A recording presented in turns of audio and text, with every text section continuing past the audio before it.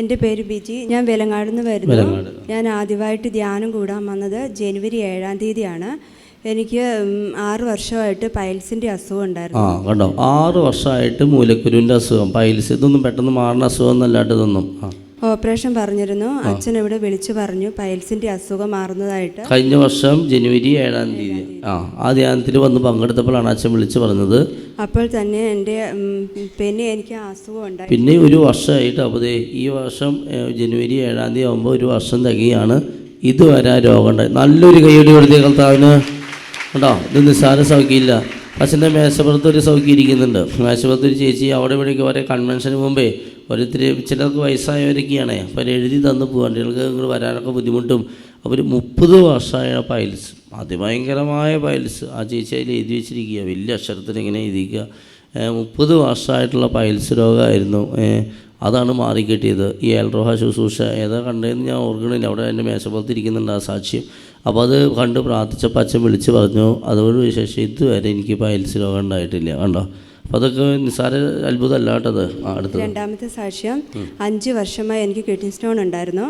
അച്ഛൻ ഇവിടെ വിളിച്ചു. കിഡ്നി സ്റ്റോൺ ഉണ്ടായി 5 വർഷമായിട്ട്. അച്ഛനിവിടെ വിളിച്ചു പറഞ്ഞു ഇങ്ങനെ കിഡ്നി സ്റ്റോൺ മാറുന്നതായിട്ട്.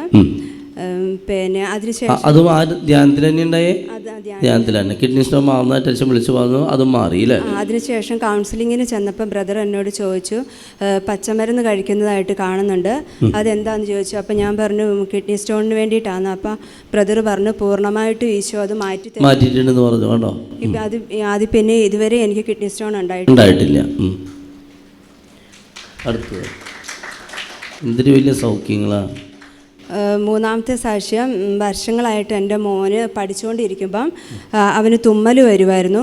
പിന്നെ 2024 മെയ് 5-ാം തീയതി താമസിച്ചുള്ള ധ്യാനം കൂടി അത് അവന് പൂർണ്ണമായും ഇവിടെ വന്ന് കൂടി ഇല്ല. അതിനുശേഷം ആ രോഗവും മാറി. അല്ലെങ്കിൽ ഇടയ്ക്കിടയ്ക്ക് അവന് തുമ്മൽ വരുന്ന രോഗം ഉണ്ടായത് മാറി. മെയ് മാസം ധ്യാനം കൂടി. ഇപ്പോൾ പിന്നെ 10 വർഷമായിരുന്നു വീട്ടിലെ സ്ഥലം വിൽക്കാൻ നോക്കിയിട്ട്. അത് എന്ത് കളിച്ചാലും ആ സ്ഥലം വിൽക്കാൻ പറ്റുന്നുണ്ടായിരുന്നില്ല.